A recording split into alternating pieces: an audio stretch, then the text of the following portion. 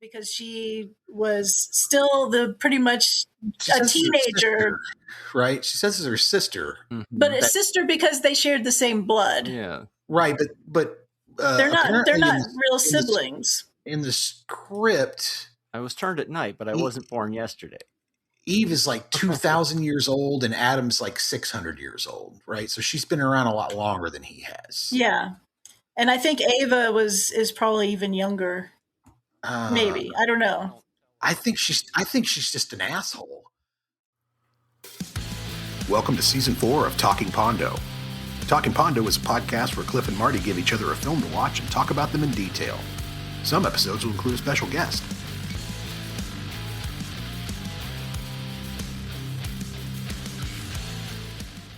Aliens land and vampires don't care. Let me start over again. I fucked up. Aliens land and vampires don't care. Won't be heard tonight, so we may bring you the following funeral dirge. Because, Accurate. If the aliens landed in the world of the only vampires don't care, or only vampires left alive, or only lovers left alive, only lovers left alive, whatever the title was, I don't think they would care too much about the aliens. They probably would have already seen them before or know about them, and it wouldn't be as big a deal. Or they're like, finally, it's fucking happened. But it would be interesting to see those two worlds mash to each other. I kept calling it "Leave Lovers Alive." I don't know why, but I kept calling it "Leave Lovers Alive." It's a tongue twister. But we're back. It's episode 118. Can you believe it? Ooh. It was 18 episodes ago that our guest was last with us for the 100th episode Christmas Spectacular, and now she's back. Quickly becoming a fan favorite and a show favorite. So Jessica Stone. Hi, Jessica. Hello. I'm so excited to be back. This is cool. This is going to be a great one, too. Mm-hmm. 2 great movies. Bisquick, Triscuit, how about a biscuit? We brought biscuit back. Biscuit's back. And a couple of interesting films this week. One by, I'm going to try and say his name the French way. Denis Villeneuve. Villeneuve. And then we've got a Jarmusch film. We had him on for Ghost Dog. And now he's back with Only Lovers Left Alive. Not Leave Lovers Alive, right? No. Only Lovers Left Alive. Only Lovers Left Alive. Alive. Yes. Alive. Yep. A movie that just left Tubi on March 31st. And I tried to watch it on April 1st. So it was a little tricky to get a copy. We did manage to find the film before the pod, though. It was a last-minute struggle, yes. Yeah. I'm Marty, and we got Cliff again. We're back in our normal location. Hello. After last time with the crazy shuffle we did where we watched 2 random movies and that had mixed results, but I still think the episode was funny. Jessica, that was wild. So we pulled up the library and of 4,500 so movies and just hit shuffle. And Marty got 3 vetoes, so I hit shuffle. First one he vetoed it. Second one first one he was like, oh, I think it was the first one that came up. He was like, that's the one we're doing, but let me see the other 2 just to see. And it was Cobra of all things with fucking Sylvester Stallone. And then we watched it and immediately did a part of an episode about it. And then he did the same thing. Three choices. And I did a movie called The Voices with Ryan Reynolds, who plays a psychotic killer who hears voices, his pets. I love that movie. His dog and his cat. Film, yeah. It was an interesting film. It was like, I totally did not expect that movie to go where it went. No. And I was like horrified and also laughing my ass off. It was just like, this is so wrong. Very dark. But so funny. Oh my God. It was the cat cracked me up the most. The cat and the dog. Oh yeah. That was great. So we did those and that was a wild episode. But anyway, so now we're back to our regular format. Yeah. Mm-hmm. So we got listener mail again, which we haven't had for a few weeks. It ties in a little bit because we have watched so many movies about vampires. We could make a playlist at this point of all the vampire movies we've covered. It's about 6 or 7. So we'll go back to one of the previous ones we covered, Sinners. We got a little mail on that. Shane writes in, says, we just watched that last night. Great story. So he was a fan of it. But the bigger letter was from Jim over at Bravo for the B-side. Oh, and he writes in and says, still making my way through the Sinner's Running Time episode, but he just got to the comment about Westerns and science fiction being almost the same, which was Cliff's word. And he said, at some point, I think this would make for a fantastic conversation. Because, sci-fi is the fantastical, unless a Western is history-based. Everything that makes the hero and story is also fantastical. And Cowboys and Aliens. Cowboys and Aliens. I loved that movie. Leaning towards Cowboys and Aliens, but also bringing more sci-fi and Westerns to the show. And I think we brought some more sci-fi to the show today. Good. That's true. That's true. Or and a little bit of fantasy in there too, I'd say, for one of the films. Roddenberry always described, he pitched Star Trek as Wagon Train to the Stars. That's how he pitched it. He pitched it as it's a Western in space. It's just, it's a wagon chain going somewhere in space. And so and to me, they've always been, I'm not saying that they're interchangeable, but they have a lot of the same beats. Yeah. Yeah, I would agree with that. But Sinners, I just saw that recently too. That's probably my second favorite vampire movie. It was a lot of fun. Yeah. It was a lot of fun. Yeah. I can't wait to hear your podcast about it. I really, really enjoyed it. I thought it was fucking wildly creative and a lot of fun. And I had a few problems with it. I had a few problems with it here and there, but for the most part, I like to joke that, Haley Steinfeld took the role just so she could say that one line in the movie where you're just like, oh my goodness, gasp, young lady.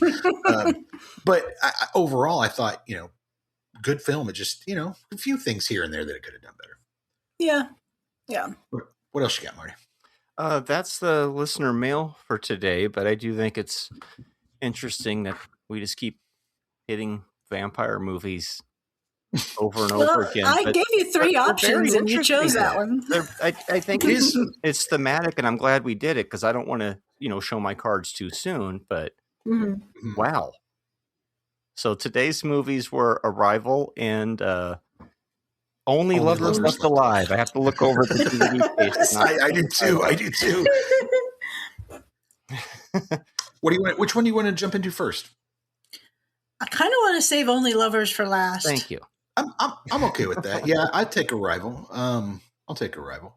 Okay, so Arrival, Charlie Sheen. No, we did not do Arrival. Although that's weird because that's about UFO aliens. Isn't that The Arrival? The Arrival. Yes. Yeah. I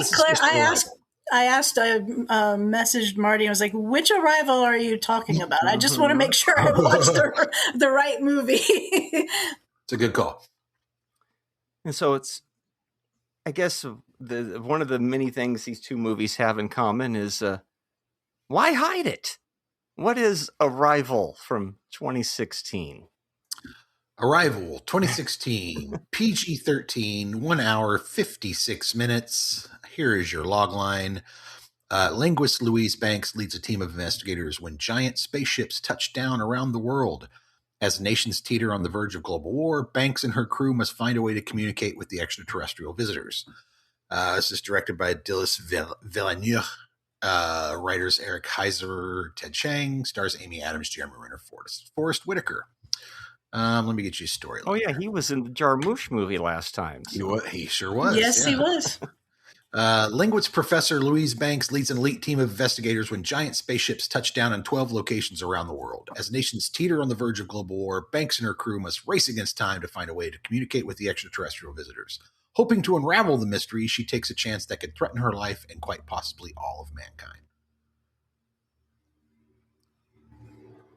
Yep. There you go. Like I said, why hide it? What would the harm being transparent with everybody on the planet? Hey, this is what we're up to. We're trying to talk to them. Everybody, we know you're going to lose your shit anyways because you're already losing your shit. So let's just show you what we're doing. But that's my common sense of it all. That's not what this movie's about. That's not how governments work. It's an interesting film, to say the very least.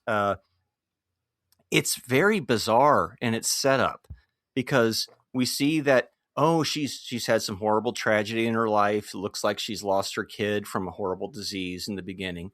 And then we're about 10 minutes in, and suddenly she's a translator. We haven't told you anything about it before. And I'm thinking, did I miss something? Am I half hour into the movie already? No. But later on, you discover the reason for the strange setup of it. It reminds me of the first 10 minutes of Up, the Disney movie, the Pixar movie Up. Oh, that was so depressing. Exactly. Where I'm just like, why in the fuck are you trying to kill me, Disney? I'm trying to watch a fucking kids movie, and you're trying to kill me here. With this old man and this old woman who couldn't have fucking kids. What the fuck are you talking? Pardon my language, but holy crap, Disney! Like, Yeah, I was in tears at that. I'm like, what is this movie about? I was terrified, horrified at the because Disney has been scarring children for life for a very long time. That's what they do. That's what Pixar does, right? Especially Pixar movies, right? We have to dig into those.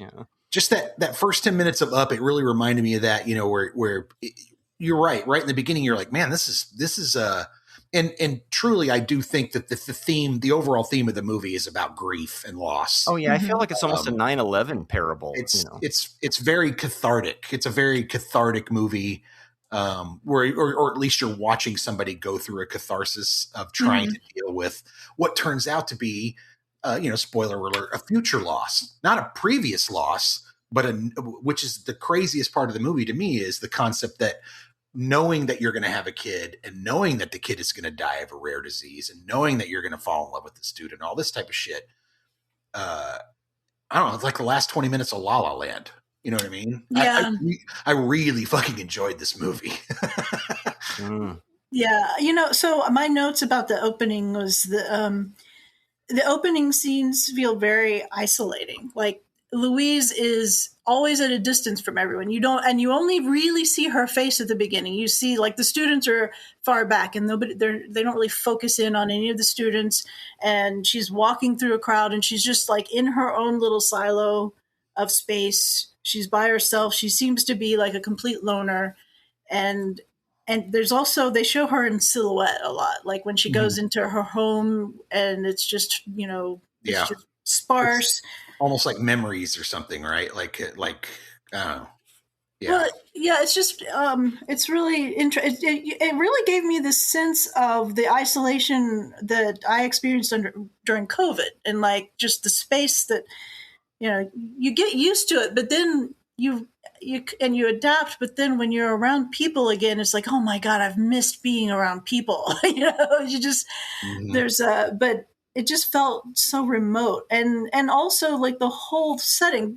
Villeneuve is so good at creating that sense of space. The immersion, like in Dune, there was just the massive the desert. And his use of space in these simple visualizations are masterful. It had a feeling of 2001 only, with a better pace. Like I like 2001. I think it's a great movie, but my biggest complaint about it is that it's fucking slow. It's like moving through mud. Like that movie takes a while to get going, and then even once it gets going, it's still very slow to give you what it's giving. And this does, but this feels a lot like 2001. The use of space, the masterful framing, but the pace is much better, and you're getting a story, much more emotional content than 2001. 2001 is almost emotionless in a weird way. For me, it reminded me of Blade Runner 2049, which is also Villeneuve, because of the same, like, it was such a stark contrast. The first Blade Runner was just lush, full of like human stuff everywhere. And then 2049, it was just lots of barren landscapes and fog. And this one really kind of carries that fog and vast open spaces. So for me, that kind of it felt like it set the tone of isolation across the countries too. I mean, the 12 countries that are not communicating with each other, or they start off sort of communicating and collaborating, but it's still like it's an isolationist approach. And it's an interesting evolution that the film takes to the end, where there's collaboration and closeness, and I don't know. It's just really an interesting journey from that perspective for me. I liked the sound design quite a bit. Yeah, I think it really works in the movie's favor and provides that big, spacious. Mm-hmm. They were real smart about using those giant kind of jarring trumpet sounds for the aliens, that that kind of a noise, which I think at this point is probably overused, but it is overused now. I was thinking that when I watched it, because I was like, they've used it so much that now when I watch it in the first place that it was used, this is 10 years ago. Yeah, this is 10 years ago. Yeah, it's like, fuck, this is 10 years ago, and damn it. Okay, it's like watching all the found footage films, right? Where you're just like, after a while. But you go back to the original ones, and maybe they're still okay. Marty, what about you? I don't like this movie, guys. Oh, I don't like it. I don't hate it, but I don't really care for it. I've discovered that through the show, I don't really care for this director that much. I have a lot of the same issues that with Sicario, and what was the other one we watched of his? Or was there another one? Because I've seen Sicario is the only one I think we've. Yeah, I think Sicario is the only one that we saw. Dune probably the other one. It's not like there isn't an interesting kernel of something in here, but much like an M. Night Shyamalan movie, it's like it only has the one kernel that's interesting, and so you get this long spread out everything else to get to it. Like 22 minutes in, nothing's really happened except they've arrived.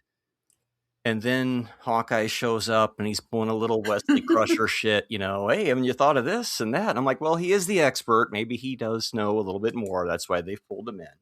I did like the language stuff. I thought that was probably the most interesting thing of it. But the whole device of it's the past is the future made sense to me going into the end of the movie. But then it's like the movie was trying to say, the beginning was her memories of the future as well. Yeah, because that's the kid that's going to die, right? Yeah, that's the she didn't have another kid earlier that already died. No, this is the kid. No, it's a foreshadowing tool. Yeah, it's a foreshadowing. So, does she already? Is this her looking back at the entire experience, or is this the experience happening linear? Well, because if it's happening linear, then I'm like, you're cheating. I don't linear. like the beginning of it because I feel like that's the point. Is that once you learn the language, it's no longer linear. That's why the story's kind of out of order in that way, right? Yeah, I had to watch this movie twice. But I was like, and it's one of his first movies too. So that's a hell of a swing for somebody who's only made like one or two movies at that point. Yeah. So Prisoners and something else, I think. Yeah. I like it. I like its aesthetic.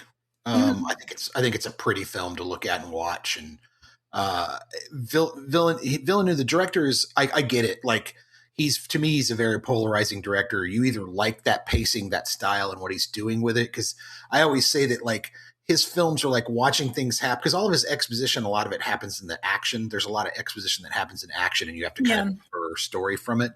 And it's also he's also got almost like a I don't know, like a dead tone to his films where I'm watching the film, but at the same time, is anything happening? But yes, things are happening. It's a really strange way that he makes his films, and it's very kind of almost eerie and kind of cool. And I really think it's cool. But if you don't like that, you're gonna fucking hate his films. I get it. He's in that way. I think he's a very polarizing filmmaker.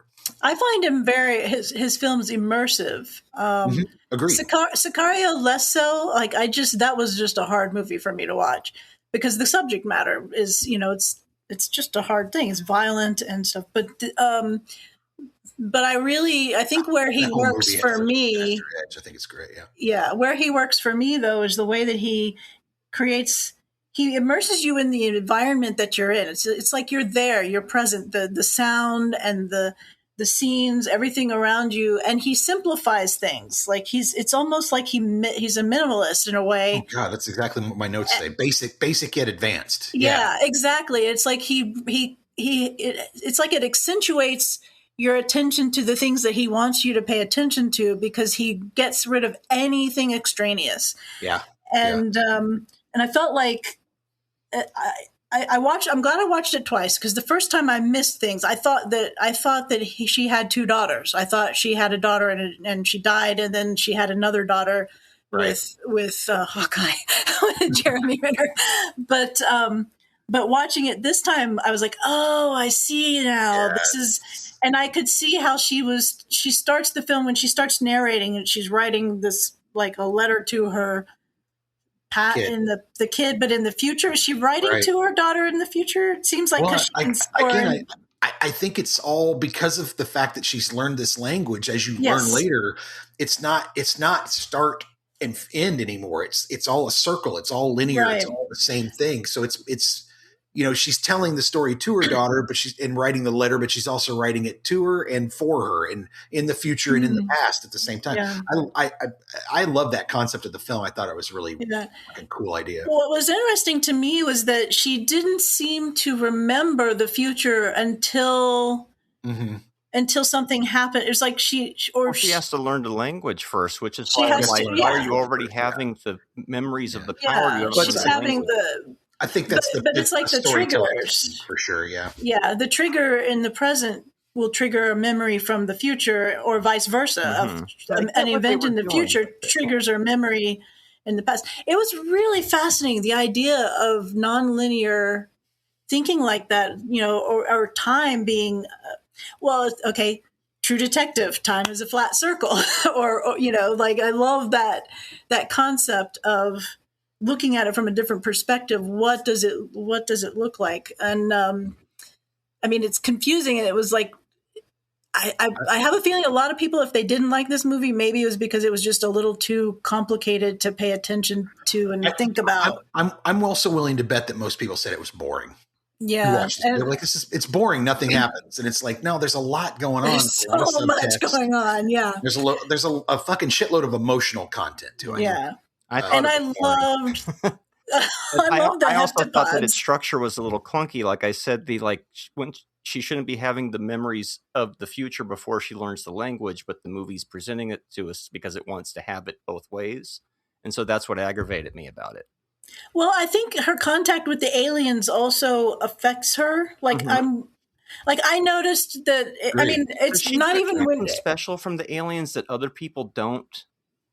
I think she does. I think that first of all, the vibrations. One of the things when the aliens speak, they vibrate, and that vibratory that can affect you. I think there's some subverbal communication going on, and it was interesting that the things that they said had absolutely no correlation to the ink that they splattered. So the things the circles of communication, the writing, the logograms or whatever they were called, was a completely different thing, but the vibrations seemed to trigger her flashbacks. That's one of the things I actually noted is that there was a vibration and it would trigger something would immediately trigger her flashback or flash forwards or whatever. Because see, my big question with the movie was, once you learn the different language, it rewires your brain, right?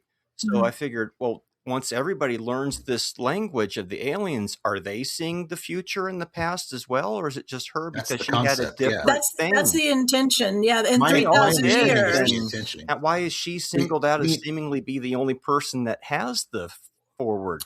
Well, because of her language knowledge, I think, because she already knows. There is something a little different going on with her, right? I almost feel like she says it without saying it. Well, she knows so many languages when she says, "Oh, you're going to go to Danvers." Well, ask him what war means in Sanskrit or in Sanskrit. And so she understands a subtlety of language that I guess most linguists may not know or whatever. She's special in that regard. And I think that, and if, I don't know, it's just interesting. Like she was the one. She was the right one in the right place at the right time. The Axel Foley, right? She's the rogue cop. You're not playing by the rules. No, we have to do this, So I thought it was kind of like that, but space version. Yeah. I really enjoyed it. I actually liked it more the second time around because I understood it more and I was able to appreciate knowing how it ended. Helped me to pay attention to what was going on in that first part because I liked the first part of Sicario more than the first part of this. I like the second part of this more than the first part. But if I watched it again, like you're saying, I'd probably pick up more things in that first part and might even go, I missed that. And then I would appreciate the movie more. Yeah. One thing that I really enjoyed that I specifically wrote notes about was when they first go into the tunnel up to to talk to meet the aliens. The physics of the tunnel was so interesting. That gravity shift is very cool.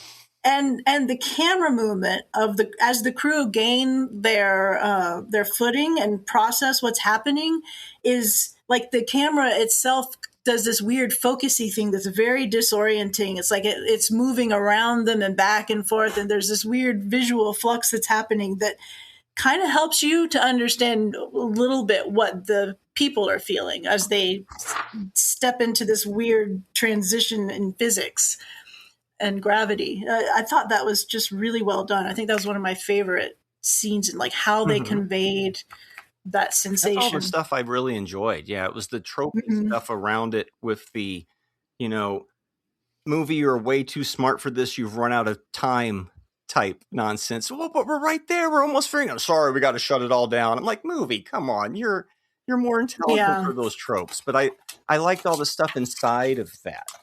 That was the stuff that was most interesting. And also, like you guys were talking about the noise. Why does it have to be so? And the aliens always got to be some grotesque thing. But I think it's because they want you to not know if you should trust the aliens for a while. Right? Are they a threat? Are they not? Because if they come out and they're just all happy, then you're not going to think they're a threat, right? So you kind of have to make them a little creepy, right? I didn't find them.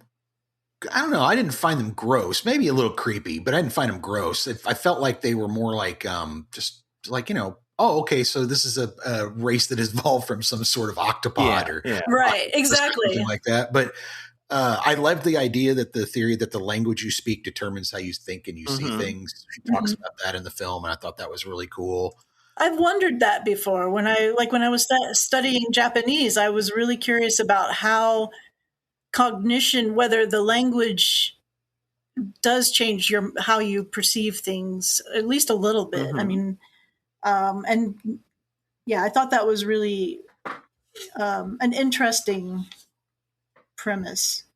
It has a couple flaws. It's a little weird that all the countries stop talking to each other in one scene and then suddenly they're friendly very quickly later. It seems kind of a hand wave. You can obviously tell that the fucking patriot dickhead is going to do something like put a bomb in there because he's in it. You can see that coming from a mile away, but I think you're supposed to, the movie's trying to hide it from you.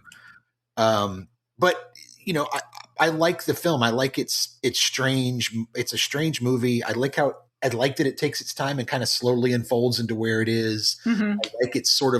I like that it's ambiguous in the beginning and the end where you go, is that, and it's almost like the album Metal.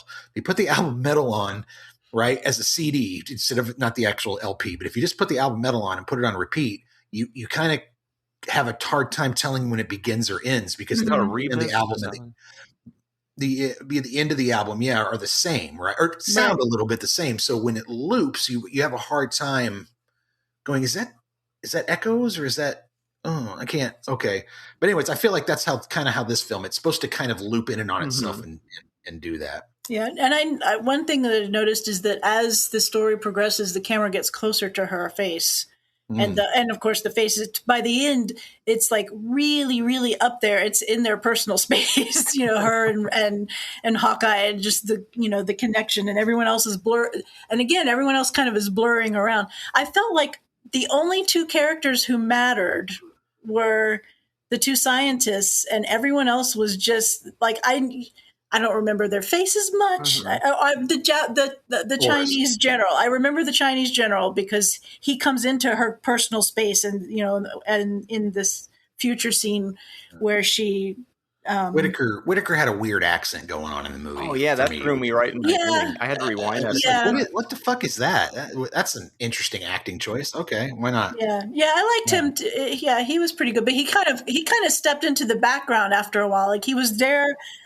Definitely supporting, yeah. Yeah, but it was just really, it was an interesting process, but it's kind of like The Abyss a little bit too, right? But I haven't seen that in so long. I don't remember. Yeah, a little bit. In space, but I do think that the fact that she's teaching to groups of kids or to students is kind of crazy, and I do think that's exactly what the heptapods came there to do, was to teach this language, which gives them, of course, 3,000 years from now, it'll just be the language that everybody speaks. It'll be the thing that everybody writes. It'll be the way that everybody thinks. And people won't think linear. Well, I don't know how they're going to speak it. They're going to have to write it because they don't, unless humans figure out how to squirt ink.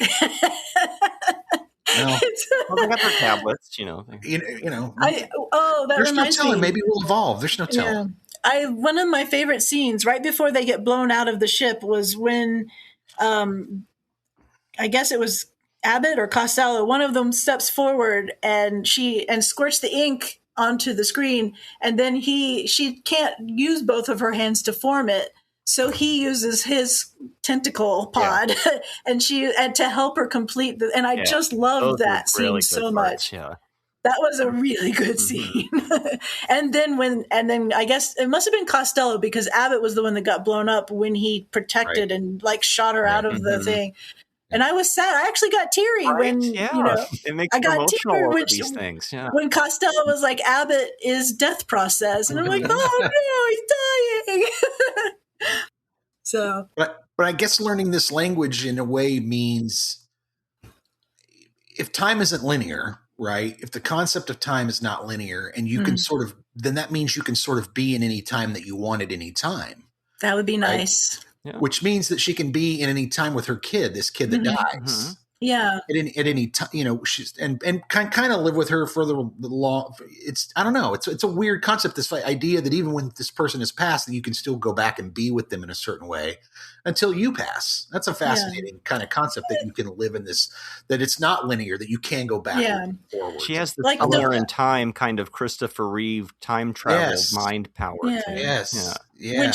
When she hugs Jeremy Renner for the first time and she says, "I forgot how wonderful it is to hug you." I just love, it's like, can you imagine that? That's what I mean. That's exactly what I mean. Where she's even at that point, you realize she's not really there. Like she's still she's drifting in and out of the time. It's time whatever you want to call it. But anyway, I love this movie. I forgot how fucking sad it is.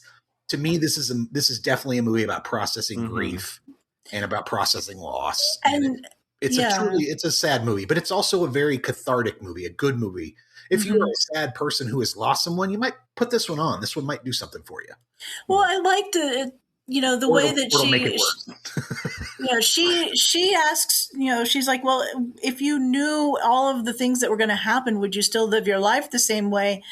And she chooses yes. She's, because she that decided won't happen that way if you don't. Because right, and like Jeremy Renner's character, can't take that. He's like, no, I can't believe that you chose to have a child knowing that child would leave, because the love that you have is going to be ripped out of your life. And it's like, well, that's all relationships end, whether you both die, one of you dies, one of you leaves, whatever, there's an ending to everything. And I think that that's something you just have to embrace as part of the... So the aliens were the children's we made along the way, is what you're saying? Because they all leave too, and we're like, hey, where'd you go? We're just getting used to you. We were to hang out. Yeah, well, we'll see you in 3,000 years, apparently. But I thought it was also interesting how they just turned into mist at the end and left. And it was just like, I wondered, one of my last things was, how did they,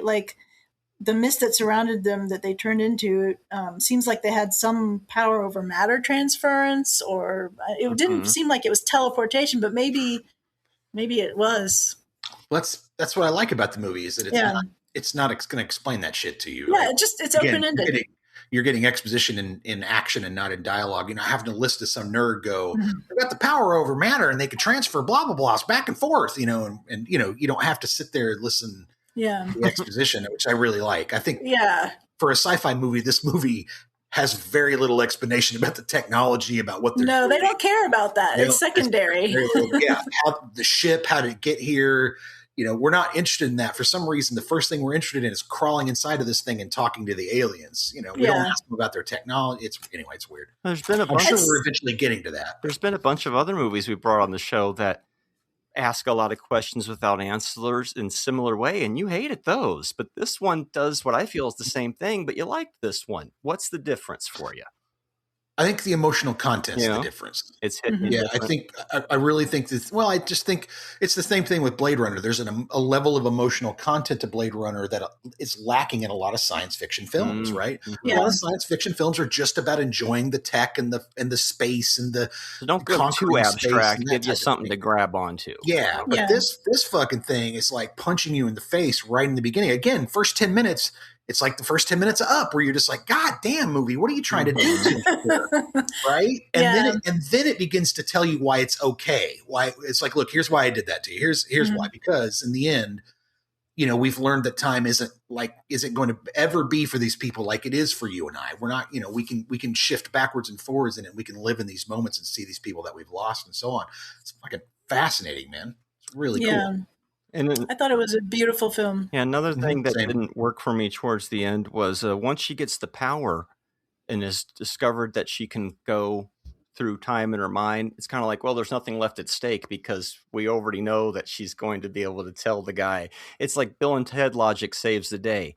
Well, we're time travelers, so let's go back in time, put a bucket here. So when we come back to this moment in time, the bucket will fall at the exact moment. And she did that and it worked. I'm like, hey, that's some good time travel logic, but thank you, Bill S. Preston and Ted Esquire. Yeah, it is weird that it didn't work that it worked in this film. And I guess it's just the way that it's somewhere in time kind of mind way. Yeah. Well, it's because, again, I think it's because of the tangential linking, like some triggering thing happens that triggers the memory, the future memory, it's the past memory. I don't know. There's like a sync in sync. That's why she didn't get it all at once, right? Like then he has to tell her, no, this is what she said. And then when message, spoiler. Spoiler from the next film, spooky action at a distance. It's funny how they're similar. The link in this film is that the spooky action is through time instead of at a distance. That's a great connection. Non-zero sum game. Yes. Yes. What do you give it, Jessica? Oh, I think I'm going to give it 4 stars. I've been thinking about it, and I've watched it twice, and I still love it, and I think I actually liked it better this time. There are some things that are like, it's a little out there, but overall, it left me immersed after the film, and I felt like, it just put me in a different mind space where I was thinking about things, in a more subtle but emotional. I don't know. I loved the way it made me feel. I don't remember my dreams, but I remember waking up and thinking, wow, that was really cool. Having the next night, that night.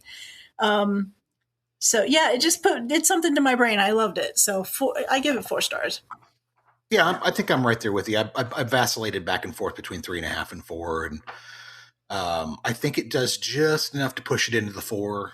But again, there are a few problems with it here and there that I think overall, just a few tiny things where I'm like, not good enough to really make it like a classic masterpiece of all time. But, and I agree with you. I got more out of it the second time. This is the third time I've seen it. So I got more out of it now.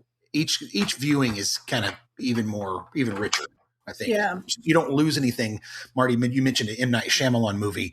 The thing I don't like about Shyamalama Ding Dong movies is once you watch his movie, you see there's no rewatchability factor. The big twist is there. You know what it is. I'll take that back with maybe Split, which was just James McAvoy. Oh, that was a great movie. Yeah. But for the most part, when you watch a Shyamalan Ding Dong movie, the rewatchability is terrible because you know the twist. And once the twist is there, the buildup sucks, right? You don't want to watch the buildup again. This, I know the twist. I know what's going to happen. I know the payoff. And I still sit there and watch it and go, yeah, it's fucking, it's a great movie. It's, just really well made and good. What about you, Marty? 2. It aggravated me. I don't think I would want to watch it again, but if I did, I probably would get more out of it. But it's just not for me. I think you nailed it. I think this director's just not your cup of tea. I just don't think it's your aesthetic. Now, on the other hand, this other movie, this other motherfucker. Now, once again, why hide it? What is Only Lovers Left Alive? Only Lovers Left Alive, 2013, rated R, 2 hours and 3 minutes. Here's your log line. A depressed musician reunites with his lover. However, their romance, which has already endured several centuries, is disrupted by the arrival of her uncontrollable younger sister. Yeah, directed and written by Jim Jarmusch, and stars Tilda Swinton, Tom Hiddleston, and Mia Wasikowska. Is that how you say that? And Anton Yelchin. Oh, Anton. And John Hurt. Yeah. Storyline. Set against the romantic desolation of Detroit and Tangiers, an underground musician, deeply depressed by the direction of human activities, reunites with his resilient and enigmatic lover. Their love story has already endured several centuries at least, but their debauched idol is soon disrupted by her wild and uncontrollable younger sister. Can these wise but fragile outsiders continue to survive as the modern world collapses around them? You know, we watched another Jim Jarmusch movie a couple of seasons ago, Ghost Dog, and I watched that one on the full moon as well, and then watched this one on the full moon, and I thought to myself, well, I was watching that Ghost Dog movie on a full moon, and then they cut to the shot, look, it's a full moon. And I fucking paused the movie and had goosebumps. It was like, oh shit, got some riff back on that. But yeah, Only Lovers Left Alive. Where did this fall through the cracks? I mean, what I'm also discovering from this show, how is it that I'm only just seeing this film? Yeah, I really like Jarmusch. He's somebody that I've slept on over the years, and now that we've gone into some of his stuff, I've been watching his movies for years. Yeah. I mean, I've been seeing some of his stuff on and off, but now when I think back, I realize he's almost like a musician. You know, the spaces of blank are just as important in his movies as when something's going on. And it's like, it's weird that you say that. And then you're crazy. Because I feel the same way about Denis. And it's this, I feel like Denis and Jarmusch are so closely related in that instance. And yeah, it's fascinating. One is telling you about what acid's like, and the other one is acid. I love both of these directors. I think they're both two of my recently favorite directors. And it's like they're very similar, or they do similar things, and yet they do it from opposite directions. Yeah. It's a trip. Like Jarmusch's characters are in their surroundings. I love the way that he helps you to understand his characters by the set around them. Like, you know, in this film, the musician surround, you know, just the all, like, okay, 400 or 500 years worth of stuff that this guy's collected. Actually, probably not even that long. Oh yeah, because he's probably, you know, around and and this house didn't exist that long. It was probably 150 years, or, you know, built in 18 Victorian thing. But all of the things that he collected, and all of her books, and you can just see, and her light and his dark, you know, their belongings definitely tell a lot about him, right? And like her bracelet has a black skull and his necklace has a white skull, and it's like yin yang. They have like this connection, and it's like I just loved the duality of the two of them. I fell in love with this couple. The first time I watched this film, about halfway through, I was like, if anything happens to these two, if anything bad happens, I am going to be so mad because I just loved existing in their world with them. Like, it was just lush and beautiful, and they adore each other, but they give each other space, and I love that. I loved it so much. Yeah, I was referring to it as Withnail and Vampire because it was giving me the Withnail and I vibes a little bit. But like, what if they were vampires? But also the train spotting thing a little bit, because they're kind of like junkies, but they're vampires, right? Like they do this shot of blood and then they fall backward. Yeah, they're definitely junkies. That reminds me of that train spotting shot, you know. So it's like, oh, it's all about, you know, heroin junkies in a lot of it. But yeah, I really got a kick out of this one. I didn't know what to expect. I also think it's a little too long, just like the other movie. I think it's definitely too long. Today were a little too long, but I still appreciate it. It felt like a double album, you know. Yeah. Like, well, maybe some of the songs are like, that was okay, but then it leads you to the next, but pulls you back up, and then and we don't even get to the plot till an hour in. You're just kind of floating in it. Yeah. And see, it sounds like what Cliff said, all the things I shouldn't like about it, but for some reason, I don't know. He loves his traveling. He loves riding around in cars with his characters. Like that's one of the things that I think is constant in the films that I've seen of his is, and I really love his movies. I didn't know. And if I had been, when I was younger, I would not have loved them. In fact, I remember I saw the Johnny Depp one. Was it Dead Man? Yeah, Dead Man. I don't remember anything about it. I just remember not liking it. But when I was younger, his catalog is hit or miss. He got better as he kept going. Well, but I also think my perspective on movies is different now. That's probably true too. I really enjoy. Some of my favorite films of the past several years are very immersive and very slow paced. You know, The End of the World, Until the End of the World, the 5-hour movie. I loved it, except there were a couple scenes where like, oh, please, you could have cut this whole section out. This was so just too much, but I just adored it. And I love existing with these characters. And I think Jarmusch is really good at building characters that you're really intrigued about. Mm-hmm. Like he doesn't give you explicit details unless he lets you notice their surroundings, and he just lets them unfold in their existence. And it just seems very natural. It's like, very naturalistic. Yeah. Like he's the non-pretentious David Lynch. I mean, I love David Lynch. But sometimes he'd go so far that it become obtuse. But here, it's kind of like Jarmusch just has this natural flow with the actors and the chemistry and the shots and the use of the music, and the whole thing just flows like a visual album, kind of like when we were watching Purple Rain a few weeks ago. It reminded me like that, where I'm just like, I shouldn't like a lot of this, but the way it's put together, I'm totally digging it. Yeah. I loved also how Detroit became kind of a character in the film. Oh, I mean, I ended up Googling a whole bunch of pictures of Detroit from around that era, and I could see the places that he shot at in his films, and they looked just like that. And maybe a little junkier. They probably put a little bit more debris around, but there was already a lot of debris at that time and a lot of broken down stuff.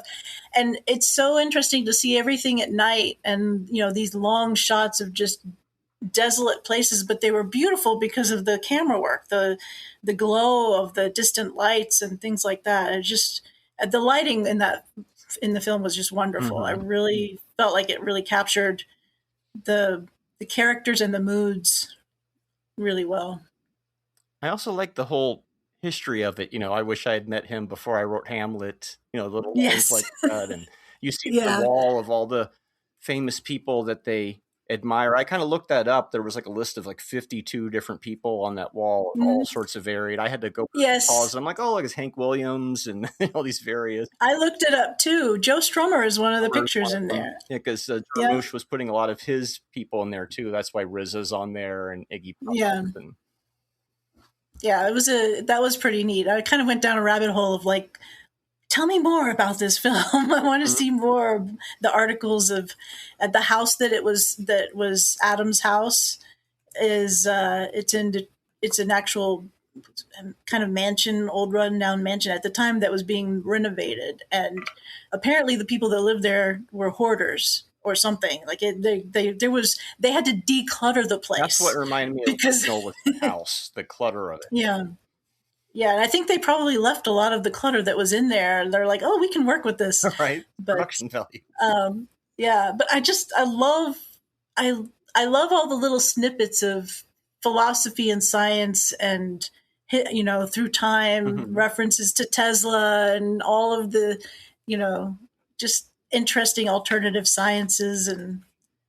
Yeah, that's the stuff I loved about Ghost World was the little poetry off to the sides. And I dipped into the deleted scenes a little bit, and it looks like they were originally framing the movie a little more like Ghost Dog, where it had quotes before. And I'm like, I can see why they removed that. The movie couldn't be 2.5 hours. You'd really start to slog at that point. So no, it's already long enough as it is. Yeah. Although I wouldn't mind seeing some of the deleted scenes. I might check them out at some point. Yeah. Curious. Yeah. But so I would like to bring up Anton Yelchin. He was Ian, and he is actually an actor that I really am fond of for a lot of animated stuff. He was an animated voice in a whole series of things. And he unfortunately passed away way too young. Yeah, 10 years ago. He died in like a weird accident. I know, and a member of the 27 Club who died in a freak accident. It's terrible. That shouldn't have happened that way, but yeah, it's crazy. So it was really neat to see him. He looked exactly the way that I thought he would based on his voice, sort of, it fit. So yeah, I was already fond of him. I think that might have been, Tilda Swinton too. Actually, Tom Hiddleston, those three actors are what pulled me into watching the movie because I love all three of them.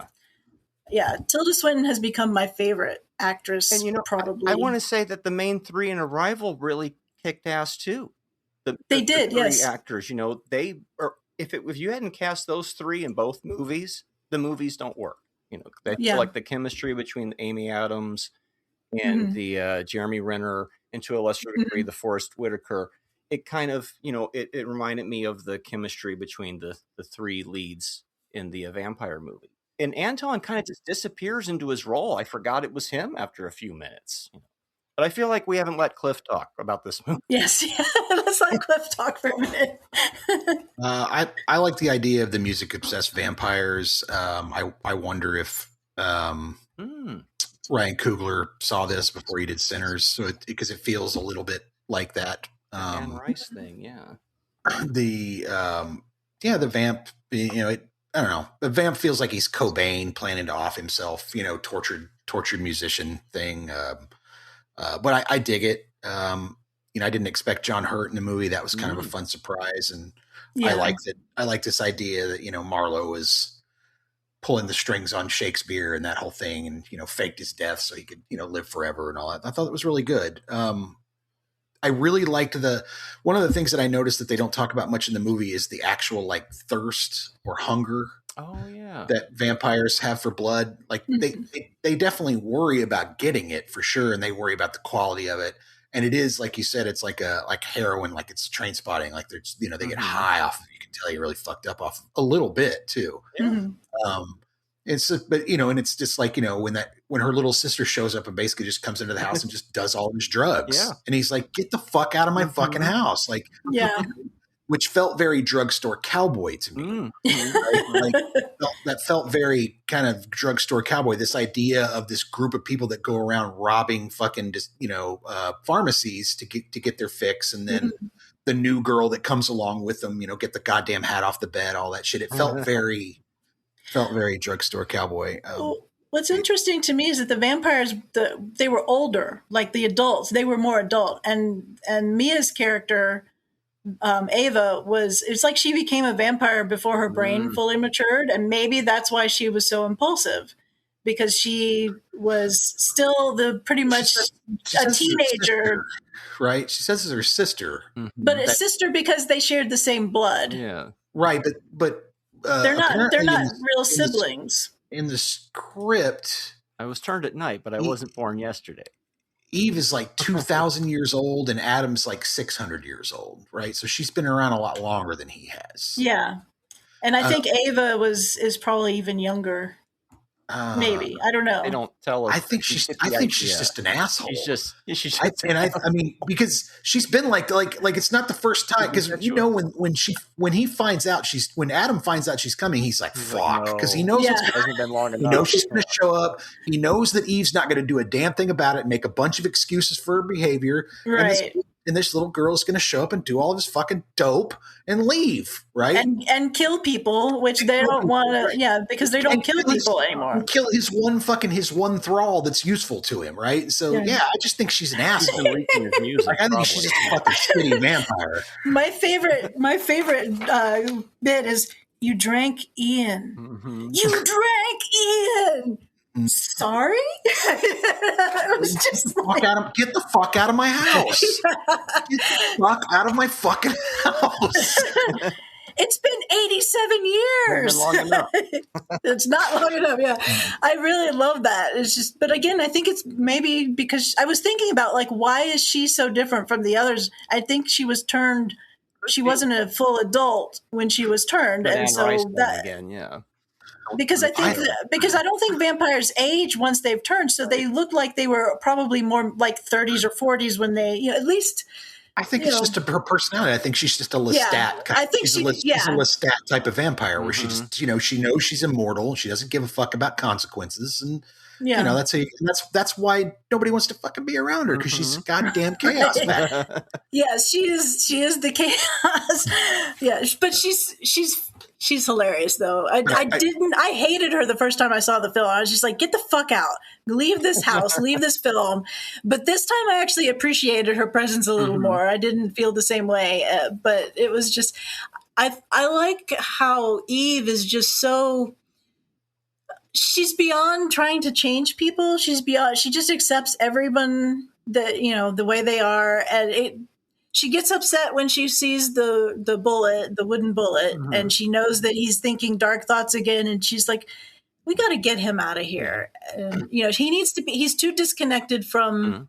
So one of the things I thought about at the end is like, he moves to a city that's in decay, and all he sees are dark. He sees the corruption. He sees the pollution around him, and he hates the zombies, as he calls them. But I think that he absorbs their mindset because he's in he puts himself in a place where everything is dying around him, and kind of creating his own little loop of self-depression and stuff. And he seems like a moody, mopey type of guy anyway, right? Like he seems like she's had to more than once pull him. I mean, why the fuck do you think they live apart, right? Because they've been married for centuries. Yeah. I'm sure this is the first time that he's gone into one of his 50-year fucking dark depressions or whatever, And but I like that. I like that the movie's like, well, this, you get the idea of like, well, this is not the first fucking time this has happened. Obviously, I love that scene at the end where they're banging on Marlowe's door once they get back to Tangiers, and it's like they're just like, they got to have their fix. It's very drugstore cowboy. At one point, one of them says, "This is the pure shit," and it's like, you guys are fucking junkies. Do you even need the blood to survive, or does it just get you fucking high? Like, I don't know at this point, because your response to it, your need for it isn't like I said, they don't talk about it like it's a thirst, like it's a hunger, like it's an insatiable desire. Quench it. They talk about it like it's fucking like Marty said, train spotting or drugstore cowboy, right? It's like, let's get a fix. That's why I say more than hide it. Let's speed. Well, part of it is the rarity of it. The blood is rare because humans are so contaminated now because of all of the microplastics or other things that are the chemicals that are in their bodies. In the music industry, what did you expect? Of course, his blood was going to be all fucked up. The way I see it is, like, why hide it? If all you need is a shot a day, I'm sure we could probably hook you up with something clean. You ain't going to fuck with us. We can get, it's like the drug addicts. You show up, you get your methadone shot of your little blood shot. But apparently there's only like 4 vampires on the planet, kind of is what they allude to. Because don't they say, I've never seen any of the others. Where are the others? It's just me and you. And well, no, he says that he doesn't hang out with the others. Oh, yeah, he doesn't hang out. They with might them. still be out, but they're not a minute. He's a loner. Some blood, and we can coexist. Yeah. It is weird, the ending. I like the ending. This final excuse-moi with the final reveal of the eye. Yeah, that creepy shot. But so now we've suddenly given up our worry about how bad the blood is, and we're just going to attack these 2 freaks in the park that are about to get down. Do that or die. Yeah, I guess it's either that or die, right? Well, and also their family is dead. I mean, in the sense that Marlowe was definitely Eve's, family. So they decided, well, we've got to start a new family, and that's one of the things they said. Right? We are going to turn them. We have to turn these. Yeah. So it's like they have to rebuild. They realize that their previous world is gone. Eve took Adam out of his world that he had subsisted in, and because he was self-destructing there, he was just going stagnant, and she brought him back to life and brought his will to live back with her her effusive personality and passion. But now they have to start a new family. They have to keep going. And they realize, it's all shit. But her attitude is she's lived through the shit before. She's lived through all the plagues and all of the, things the fun times, as she calls them, the interesting times. Interesting times, yeah. I love when when she packs her bags. That's another scene I love. Is she packs her bags full of books, and she pours through them, and she's got to pick like her most favorite books out of all of the ones in her home. And I thought that was a great scene. And they're all in different languages from all different eras. And yeah. I was just waiting for Ava to bite Ian. Like I knew that shit was going to happen. You knew that was going to happen because she's I'm like, okay. I mean, Adam alone. Right. I was like, when both of them were like, okay, we're going to go to bed. You're leaving now, right? No, yeah. Don't do that. You're leaving, right? Don't do that. You That's a bad idea. You have to know that Ava is going to jump on him and not let him leave. He's willing to leave, but you got to just like, okay.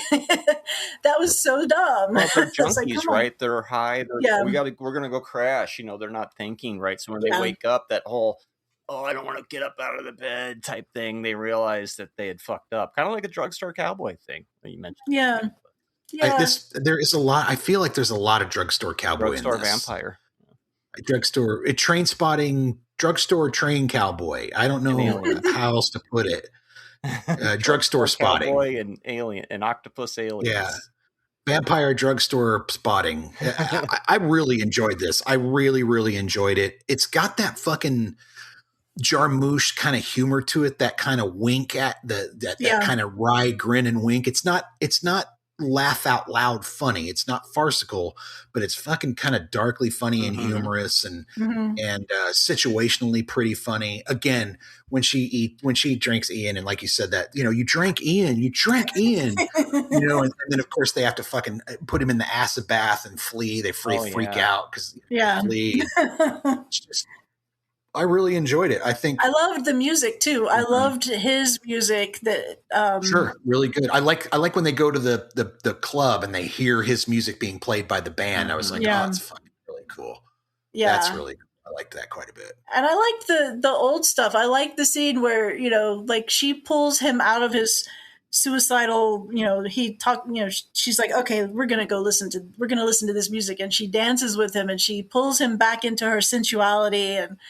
And just interaction, bringing him alive. I just loved the yin and yang of them, the two of them, the opposites. And I've had the opposite attraction sort of relationships before. They're very flamey, and they don't live. They don't. Yeah, they're powerful, but they are not. They're not something that can sustain. Generally, burns too bright to last, right? Right. But they've made it last. They just know how to give each other space, and they still adore each other. I love the film The Call, where he hooks up his old 60s TV with a remote and he rejects all the new tech because he's like, based on all the scientist ideas, and Tesla had and so he knows how to get electricity from outer space from the air, and all his recording equipment is all analog, right? Like he's definitely a digital type of guy. I kept expecting the shrooms to pay off, and they never did. You're in my mind. So, what the fuck happened there? There's a reference. Nintendo-esque. Yeah, we got these Nintendo-esque fucking mushrooms in this movie. Why aren't they paying off? Why aren't these vampires eating these fuckers? Why isn't Ian eating these fuckers? It's a nod to another movie. I looked this up, and I wouldn't have found this except that I read an article or a blog post about the film, and apparently there's a movie from like the 60s, 67 or something called, it's either Persuasion or Performance. And Performance, is that with Mick Jagger? Mick Jagger? Yes, with Mick Jagger. And they were comparing, the author was comparing the two of them, and how in Performance they were on drugs, they were on the mushrooms, they were tripping, and this one was just, they referenced it, but they didn't need it because they had their own drugs. Fascinating. But so I thought I thought that was interesting. I figured since they were out of season, maybe it meant things were off and it was showing that it was time to go soon. I don't know. I read that there's supposed to be buried a lot of references in this, so it's not surprising that that's a reference to something. Yeah, it'd be interesting to just pick apart all of the different, because I'm sure there's so many that we missed.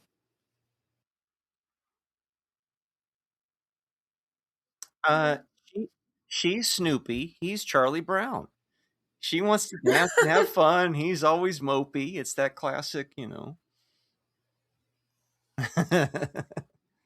So one of the things I wondered is if they were the actual Adam and Eve. And I don't know, like she felt like she was really, really probably as old as at least 2000, but I don't. It's a reference to Mark Twain book, apparently, where he had characters of Adam and Eve. So like you're saying, more weird references. It's just full of them. Yeah. It's buried with it. Yeah. But it also makes you think: have they been around that long? Well, no, because he doesn't remember all the good times. But it's still a funny name for them to have. Yeah, you can tell that he was definitely younger, but I was like, I wonder if Eve was. They didn't really tell you in the film how old they are, so you're just they don't. I think guessing. that's. I think there's some. I read that there's a longer. This is to quote the actual quote. It's the nude scene where they're laying there, they're in bed. Apparently, there's a hour of deleted scenes. So yeah, apparently there's a longer cut where she's talking about how old she is and how old he is. Oh man, why did they have to cut that? Well, you'll have to watch maybe the Criterion version, I guess, with all the deleted scenes, it's all right? Regular, yeah. But what do you give it? Oh, I'm waffling between 4 and 4.5 stars. I'm going to say 4 because, the second time around, it wasn't as new but I still loved, I really still loved the characters, and after I watched it the first time, I couldn't stop thinking about it for weeks. I was just like every little thing. But this time I was actually more curious about what was going on behind the scenes and really curious about Detroit and things like that, and realizing that these were real places that had really, what a great time to make that film in that place, just to capture that, because I think Detroit has come back quite a bit, and a lot of the stuff that was there at the time has been renovated or torn down since then. So I thought that was really interesting, but yeah. I think I'm probably right there with you. I think 4 is right at it. Jarmusch is kind of a singular guy. You watch a Jarmusch film, you're watching a Jarmusch film. His earlier stuff, like I said, I think the stuff he did with Tom Waits and some of those guys early on, I think too. Down by Law and things like that, or maybe a little more of a stretch because they're a little rougher as films. They're much more handheld. Once he gets Mystery Train, right? Yeah, but he gets better and better. You get Mystery Train, Night on Earth, some of these others, and he just gets better and better. Then you get Ghost Dog, and I think Ghost Dog's really just fucking so good. But yeah, I think this is definitely right at 4. Yeah. Right at 4. Marty, what about you? So, who was the actor from American Fiction from a few weeks ago who plays the doctor? Jeffrey Wright. Jeffrey Wright. We get to see him again in this movie, and it's just like I love that movie, I love this movie. I don't love it as much as that because that movie was fucking incredible. But this movie was awesome too. Thank you for bringing this movie to us, Jessica. Agreed. I really appreciate it. I'm so glad that you guys appreciate it. I mean, I kind of felt like I couldn't fail with Jarmusch because. Every now and then, like I said, he can stumble every now and then, but this was a great one. Yeah, a really good one. I've been impressed by his films. I'm new to his stuff. Like the only one I had ever seen was was Dead Man a long time ago. I didn't like it, but I've seen The Dead Don't Die, and which was fantastically funny. And I watched Broken Flowers. Oh yeah, I have to and which I really I started to. That's a wild one. Yeah, Ghost Dog was Ghost Dog is what set me on the path. I listened to you guys talk about it, and then I finally got around to watching it. And at first, I didn't like it. At first, I was like, I don't like rap music, and it was a little too jarring. But I decided to stick it out because there was a hook. There were lots of hooks. And by the end, I was like, damn, that was a fantastic movie. And that's kind of how I felt. But this movie had me captivated from the opening credit with the spinning of the record and the music and the rooms from above. And just that just really sucked me in. And I barely moved the whole time just watching, just so enthralled by the film. So I'm really glad you guys loved it. Give it a 4 as well. We're all in agreement. 4s all around. Much like a lot of the other Star Club movies we've watched recently, they're good, but they're people trying to make a good movie, and Jarmusch is just like, I'm just me. This is just what I make. And I'm like, how the fuck? I guess that's what they call a true artist, right? Where it just pours off of you. Some people are just touched. What can I say? Well, and I think that Jarmusch, because of that, it does have its issues, but I loved it. Yeah, I think that people either really love his stuff or don't like it, don't get it. We're discovering today. That's why these were a good pairing, because they're kind of you're either with it or you ain't. Yeah, and I think a lot of people would be bored by both of them because they're too slow pacing, and unless some people just watch movies in the background or peripherally, and they're not going to like these films because there's too much. You have to pay attention. I mean, to me, that they are both visual spectacles as much and auditory spectacles as much as they are, a story being told. I feel like we just keep going to the loft week after week because we keep bringing on these challenging or more interesting, art house films. And I'm like, damn, there's another 2 movies I feel like I would have seen over at the loft. Yeah, that's true. I missed the loft theater. Yeah. Yep. Well, great. Well, Jessica, thanks for coming on. We really appreciate it. You brought a great movie. Do you guys want to get out of here on a quote? Oof, I used my quotes up, I think. I'm sure she'll be very famous. God, I hope not. She's way too good for that. You drank Ian. Please feel free to piss in the garden. 1-0 someday. All right, guys, let's get out of here. Thanks again, Jessica. Thank you. Bye.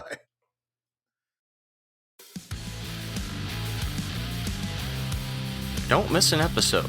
Make sure you subscribe to the YouTube channel, give us a 5-star rating on Apple Podcasts, and keep listening to the show on the app of your choice. Do it now.